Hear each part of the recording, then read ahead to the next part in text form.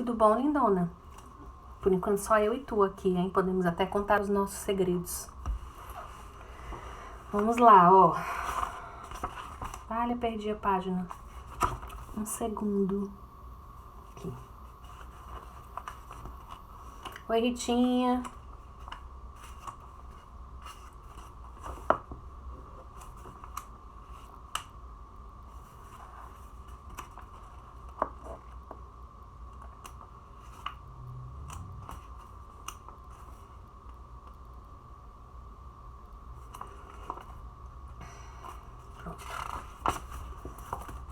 Vamos começar?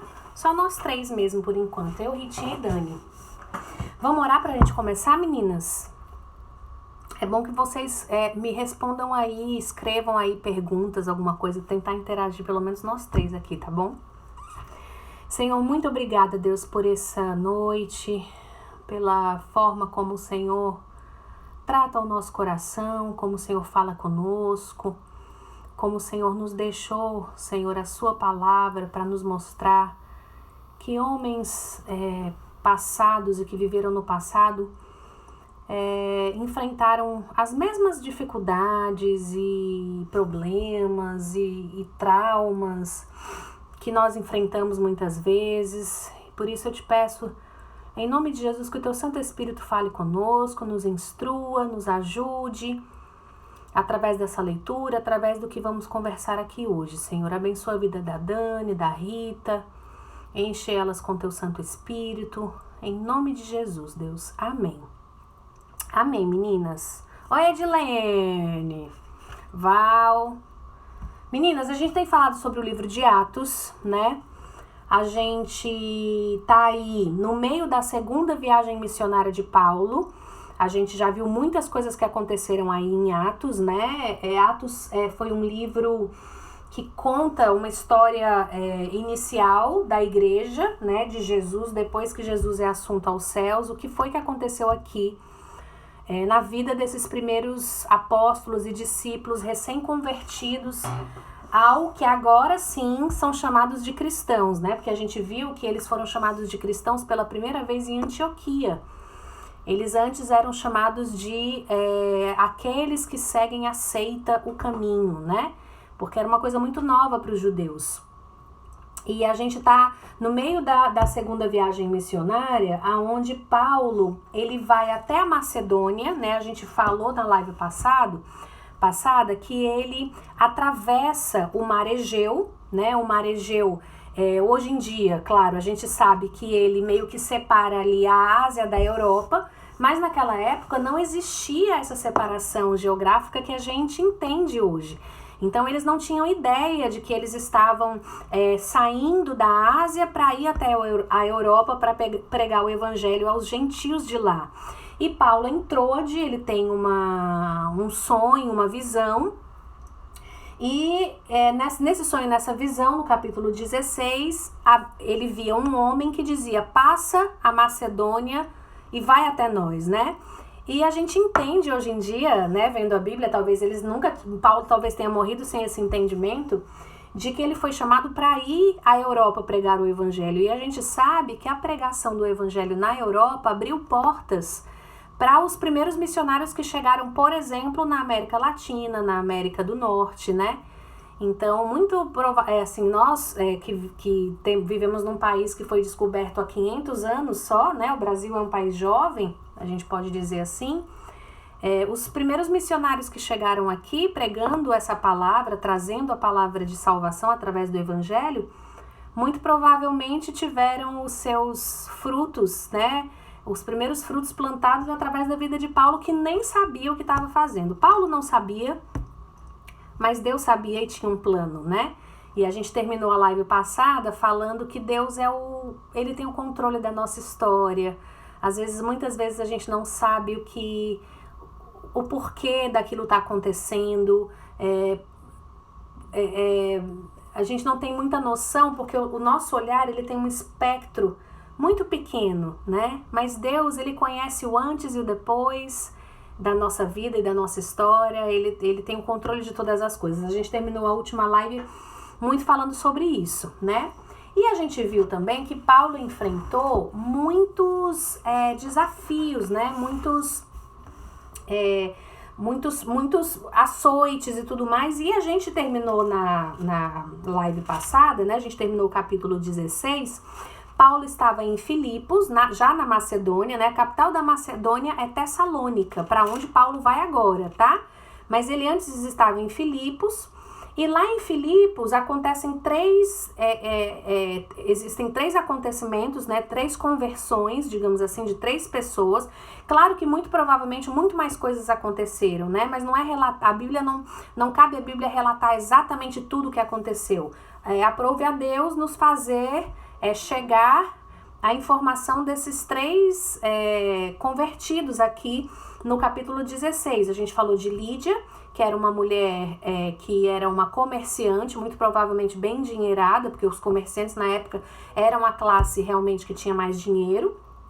Depois a gente falou da conversão de uma escrava, que não era dona nem do corpo dela, nem do dinheiro dela, e nem da alma dela, né? Porque a alma dela pertencia ao diabo, porque a Bíblia fala que ela tinha um espírito de adivinhação e ela trazia lucro aos seus senhores, trazendo essas adivinhações, e eles ficam indignados com Paulo quando Paulo a liberta, e ele vai parar na prisão, ele é açoitado, gravemente ferido, e vai parar numa prisão por causa disso. E aí vimos que na prisão, à meia-noite, Paulo orava e cantava, junto com Silas, e o carcereiro da prisão acaba se convertendo também. E a gente viu assim os planos que Deus tem no nosso sofrimento, para alcançar pessoas que estão ao nosso redor, né?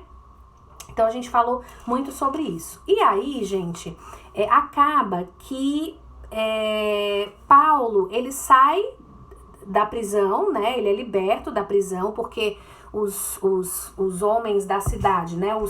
Digamos assim, os senhores da cidade, eles, que na verdade os magistrados, tá? Eu queria essa palavra, os magistrados da cidade chegam lá na prisão sabendo que Paulo era um cidadão romano, eles ficam assim com muito medo, porque sabiam que tinham mandado açoitar um cidadão romano, e que aí eles estavam agora contra a lei. E aí Paulo diz, negativo, eles estão querendo vir me soltar, eles batem na gente, me colocam na prisão e agora querem simplesmente que eu vá embora. Eu quero que eles venham aqui pedir desculpa. E os magistrados vão lá, né, diz que eles foram para se desculpar diante deles, e os conduziram para fora da prisão, mas pediram para que eles saíssem da cidade. E aí, de fato, eles saem da cidade e vão para Tessalônica. Aí a gente está entrando em Atos capítulo 17, certo? Em Atos capítulo 17, eles vão para Tessalônica. Tessalônica é, então, aí a capital da Macedônia. Era uma cidade que ficava... era uma cidade que ficava de Filipos para Tessalônica, são 160 quilômetros, tá? Imagina, gente, Paulo, ele tinha acabado de ser açoitado, passar a noite numa prisão, então ele estava aqui arrebentado, né?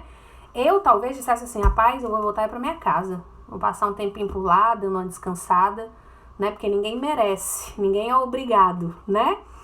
E eu já falei isso aqui, eu acho que hoje a gente vive um cristianismo muito confortável, né? Não que eu queira estar aí apanhando por causa de Cristo, não é isso, mas eu acho que nós vivemos um cristianismo confortável, né? Mas Paulo aqui, ele viaja 160 quilômetros de Filipe e vai até a Tessalônica. E aí é onde a gente começa o capítulo 17 de Atos, tá? E aí diz assim, tendo passado por Anfípolis e Apolônia, mas ele não parou, chegaram a Tessalônica, onde havia uma sinagoga judaica. É interessante, primeiro ponto, que Paulo, apesar dele ter um chamado para pregar aos gentios, né, ou seja, aos não-judeus, aqui ele para... E a gente já viu em outros textos que ele sempre vai às sinagogas judaicas. Ele entende que a salvação também é para o judeu, mas eu acho que ele também entende que o judeu é um povo muito religioso, muito cheio de misticismo, e é um povo muito difícil, de um coração muito difícil, né? E aí diz que por 3 sábados ele discutiu com eles com base na escritura. Sempre Paulo estava pregando baseado nas escrituras. Explicando e provando que o Cristo deveria sofrer e ressuscitar dentre os mortos, porque o judeu não tinha esse entendimento. E dizia, este Jesus que proclamo é o Cristo. Alguns dos judeus foram persuadidos e se uniram a Paulo e Silas, bem como muitos gregos tementes a Deus e não poucas mulheres de alta posição. Então a gente vê aí que muitos escutam a palavra, veem que ele está se baseando nas escrituras, que ele está ali pregando sobre esse Cristo que veio e que era o Messias, e muitos realmente se convertem. Talvez até saiam aí da sinagoga onde eles estavam para ir até a igreja, né, para fundar uma igreja, porque Paulo passa um tempo aqui. Claro que na nossa leitura a gente lê assim, capítulo 16, capítulo 17, e parece uma coisa assim muito en passant, né, uma coisa muito rápida. Mas às vezes Paulo passava, a gente viu, por exemplo, na primeira viagem missionária que a gente leu em 2 capítulos, que essa viagem durou 2 anos, né? Então, Paulo passou um tempo nessa cidade e provavelmente ele funda uma igreja ali, e esses irmãos que se converteram através da pregação dele dentro das sinagogas judaicas passam a fazer parte desse grupo comunitário dessa igreja que Paulo ajuda a fundar lá. Até porque ele está em Tessalônica e a gente vê lá em 1 Tessalonicenses e tudo mais que Paulo escreve para essa igreja depois. Então, quer dizer, houve ali a formação de uma comunidade. Só que aí o que acontece? Como sempre, né? Os judeus ficaram com inveja. Sempre vão existir grupos religiosos, gente, que são o que a própria palavra diz, religiosos. E aí, assim, eu nem ia entrar nesse assunto, mas é um assunto que está muito falado, está muito em voga aí, a história dessa menina que foi estuprada, né, desde os 6 anos de idade. Aos 10 anos ela começou a sentir essas dores, foi ao hospital, enfim, já estava com 5 meses, eu acho, de gestação. E aí toda essa discussão ao redor, né, de que se a menina deveria ter abortado ou não essa criança, né? E aí a gente viu esse grupo de religiosos que vai para a porta do hospital, né? Hospital este que foi descoberto aonde ela estava e o nome da criança, porque uma outra pessoa jogou isso nas redes sociais, né? Isso é crime, inclusive. Porque a identidade dessa menina não poderia ter sido colocada a público. E aí esses vão para lá para xingar o médico e a menina e chamar a menina de assassina, né? Para mim, grupo de religiosos que não entenderam que a misericórdia está acima do juízo. Isso é bíblico, né? Então, imagina, o que essa criança já não sofreu nas mãos desse estuprador, né? Por que esse mesmo grupo de religiosos não foi para a porta da delegacia clamar para que ele fosse preso? Foi preso hoje, né? Mas por que não foram para a porta da delegacia e vêm para a porta do hospital, né? Então, grupo de religiosos que tem a religião... são encarcerados, porque eu penso que essas pessoas religiosas, elas são encarceradas pela religião, elas não conseguem ver o sofrimento do outro, além da lei, sabe? Além do que a lei diz. Eu acho muito lindo quando Jesus, ele pega, saindo um pouco do assunto, para falar aqui desses judeus que ficaram com inveja, certo? Porque foi um versículo que me chamou a atenção, baseado muito no que a gente tem vivido nessa semana, né? Com esse acontecimento aí, dessa menininha. Quando Jesus ele pega a mulher, pega em adultério, né? E eles estão todos com pedras na mão para apedrejá-la, porque a lei dizia que ela deveria ser apedrejada, né? Mas Jesus diz: joguem a primeira pedra quem não tem pecado. E aí ele depois, numa conversa com os discípulos mais íntimas, ele diz assim: eu não vim anular a lei, eu vim cumpri-la. Só que a lei não é isso que vocês estão pensando, né?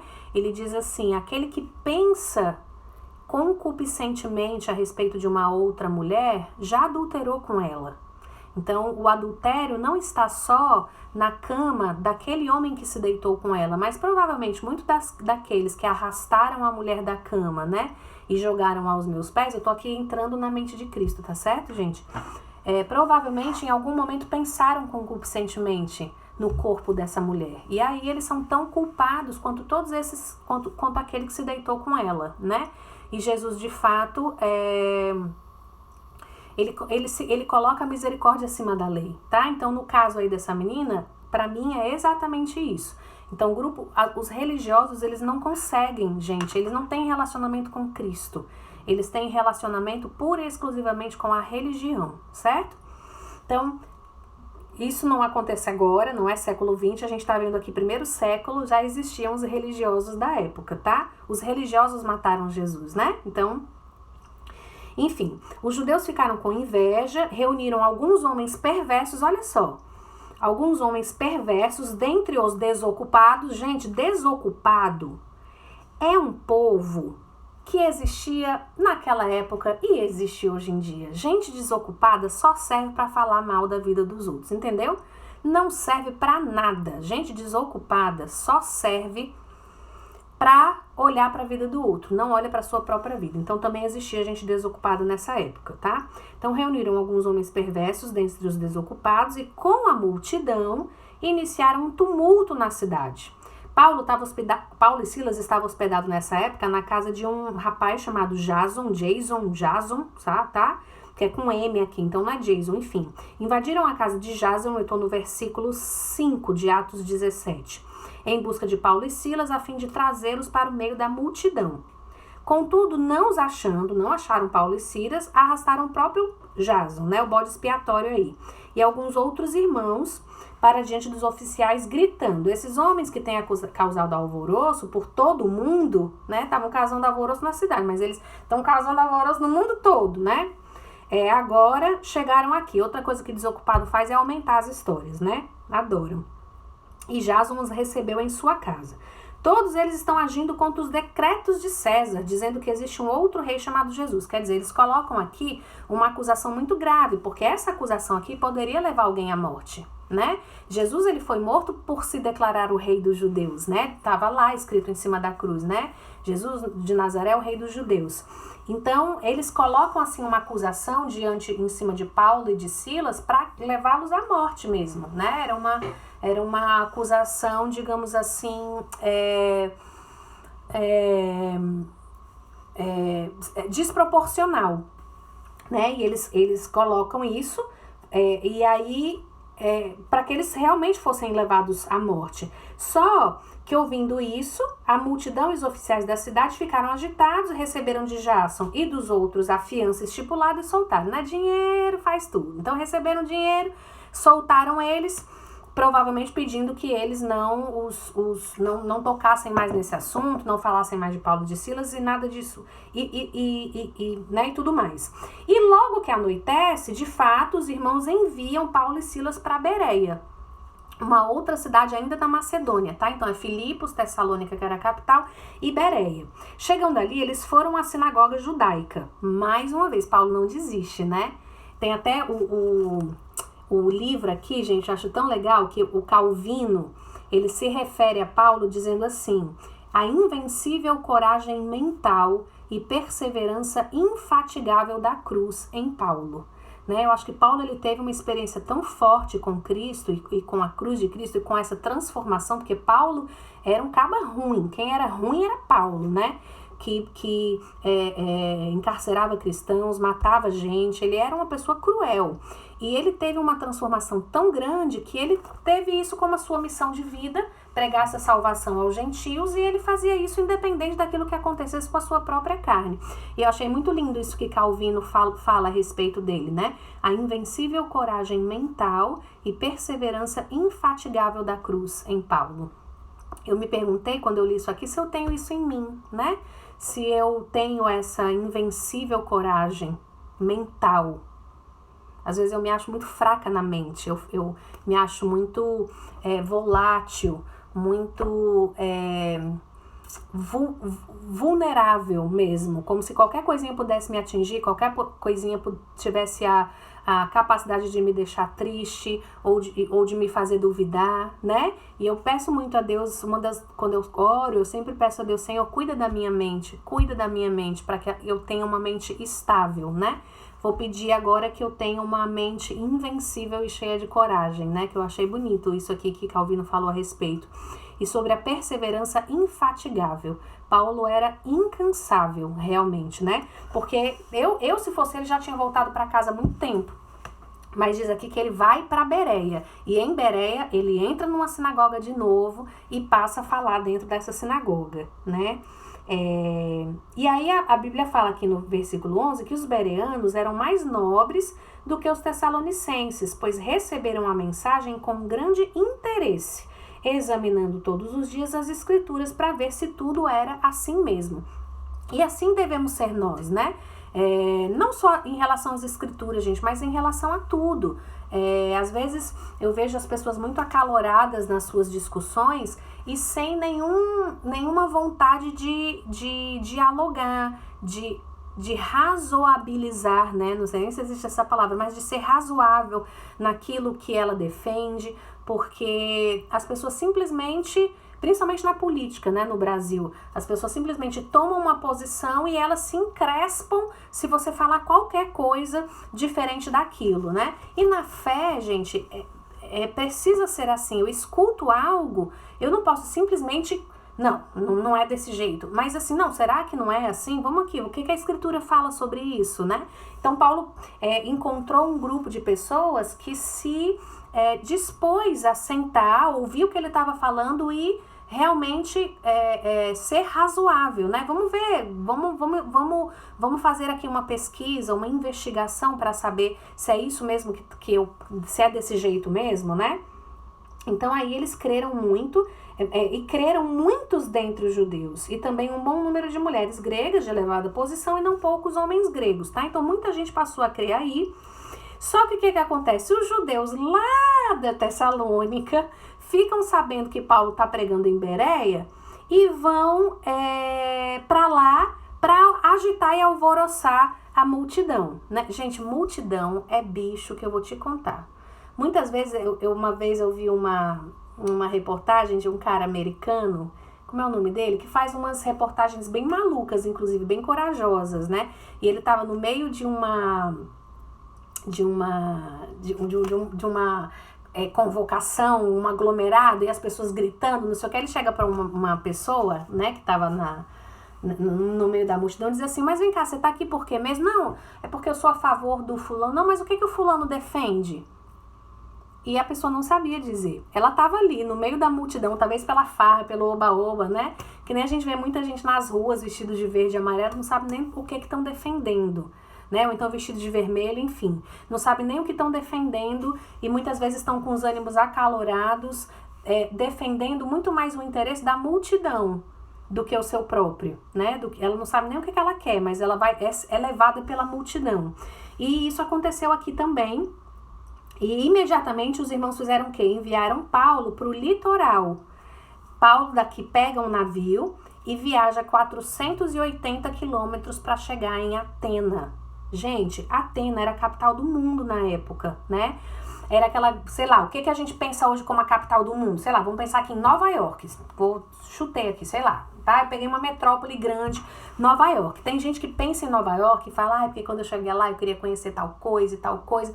Atena era essa representação, era um polo multicultural, que ficava à beira do mar, uma cidade que estava crescendo muito, com os maiores monumentos arquitetônicos da cidade. Então, assim, eu imagino Paulo chegando lá, né? Enfim, os irmãos enviam ele para Atenas. Paulo e aí Silas e Timóteo ficam em Bereia, e Paulo foge logo porque esses judeus estavam querendo pegá-lo, tá? E ele chega até Atenas, viajando 480 quilômetros para chegar até Atena. E eu fico impressionada, gente, ao longo aqui do texto, do capítulo 17, né, que é Paulo em Atenas, em como Paulo não desiste, ele tem muito clara a missão dele. Você tem clara qual é a sua missão? Uma das formas da gente caminhar na vida meio perdido e meio sem saber para onde vai, e aí se não sabe para onde vai e não sabe que instrumentos deve usar e o que deve fazer, é o fato de você não saber onde você quer chegar. Qual é o propósito de Deus para sua vida? Qual é a missão de Deus para sua vida, né? Recentemente, gente, eu participei de uma mentoria cristã com uma mulher maravilhosa que é a Sônia Agreste, esposa do pastor Ricardo Agreste. É uma mentoria de 6 meses, onde a gente trabalha durante 6 meses em encontros uma vez por semana, onde a gente faz várias tarefas, encontros com psicólogos e tudo mais, para definir a sua vocação. Então, foi muito importante para a minha vida, assim, tentar entender melhor o que Deus tem para mim, né? Porque Paulo só fazia o que fazia, só enfrentava o que ele enfrentou, porque ele sabia exatamente qual era a missão dele. Ele sabia as coisas que ele deveria dizer sim e as coisas que ele deveria dizer não, né? Então, ele vai para Atenas, e o autor aqui do livro, né, que eu acompanho, que vocês sabem que eu não tiro isso da minha cabeça, gente, eu acompanho um livro do John Stott, que é esse aqui, para falar de Atos, né? E aí, ele chega em Atenas e aí diz o seguinte, ó, vou ler os primeiros versículos.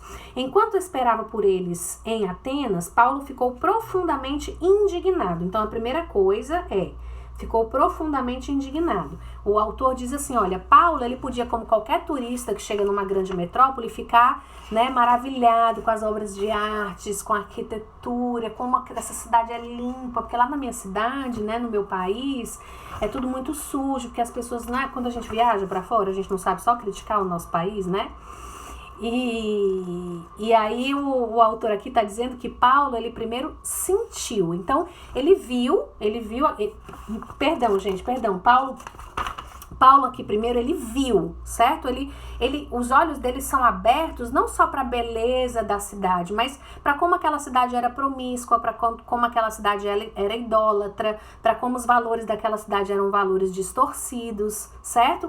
Então, assim, ele primeiro vê.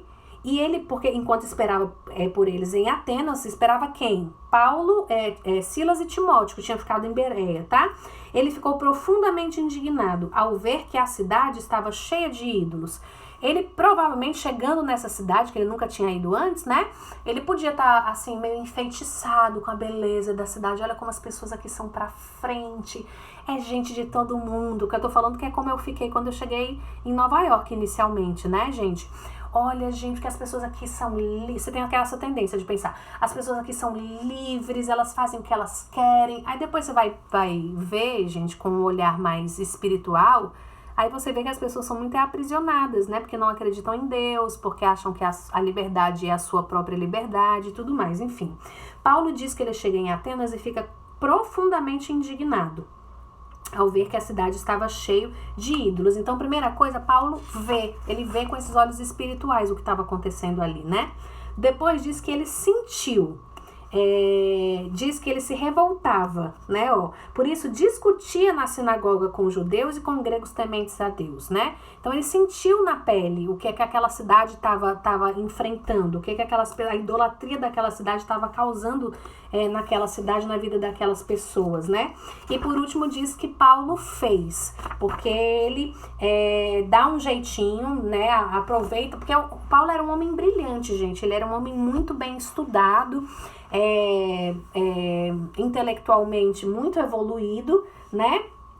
E diz no versículo 18 assim, que alguns filósofos epicureus e estoicos começaram a discutir com ele, né? Porque assim, quando a pessoa é ignorante, a gente nem discute.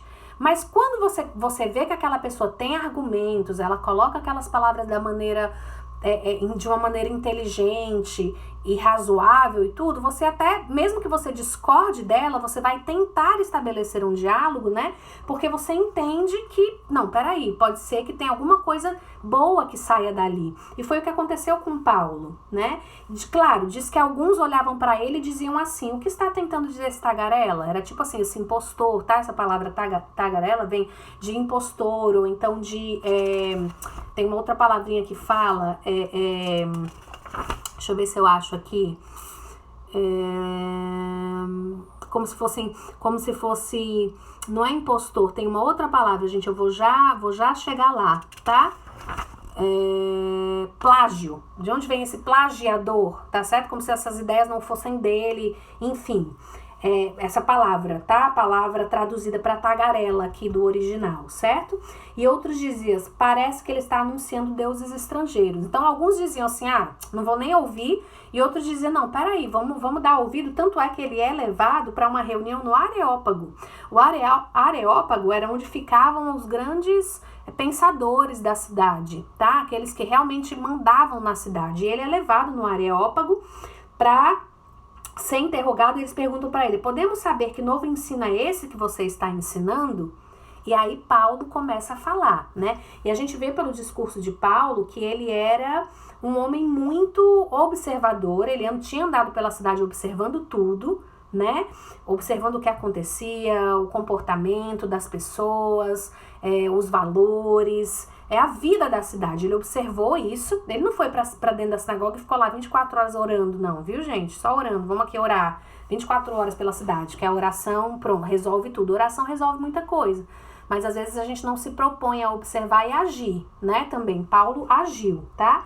Tanto é que ele é convocado nesse Areópago para falar, e ele diz, ora, o que vocês adoram, apesar de não conhecerem, eu lhes anuncio. Porque ele vê na cidade um altar, onde está escrito ao Deus desconhecido. E aí ele começa a pregar em cima desse costume aí da cidade, tá? E aí, gente, ele prega, ele fala tudo. E lá no finalzinho diz assim, ó. Alguns homens juntaram-se a ele e creram. Entre eles estava Dionísio, membro do Areópago, e também uma mulher chamada Dâmaris, e outros com eles, certo? E aí eu vou encerrar aqui, porque senão vai ficar muito longo nossa live. Eu sempre me proponho a falar 30 minutos, né? Eu acho até que eu já passei um pouquinho. A gente vai entrar no capítulo 18, tá certo? E a gente vê, gente, que sempre haverá fruto. A palavra de Deus, a Bíblia diz que a palavra de Deus nunca volta vazia. Ela sempre vai gerar algum fruto. Muitas vezes, o seu comportamento, a sua forma de ver as coisas, a sua pregação, pode acontecer dela não atingir necessariamente aquilo que você quer, mas ela não volta vazia. E Deus sabe exatamente o que Ele quer fazer naquele momento com as suas palavras. Ele é dono das suas palavras, né? Basta que você abra a boca para falar. Então, assim, Paulo não estava num ambiente fácil, porque eram de pessoas extremamente inteligentes, pessoas... vamos trazer hoje aqui para o nosso meio, talvez aí num grupo de doutorado, pronto, eram doutores, pessoas assim completamente muito inteligentes, muito pesquisadoras e tal. Então não era fácil falar das coisas de Deus, mas Paulo, que também era muito inteligente, ele sabia, né, se fazer grego para os gregos, judeus para com os judeus, inteligente para com os inteligentes, né?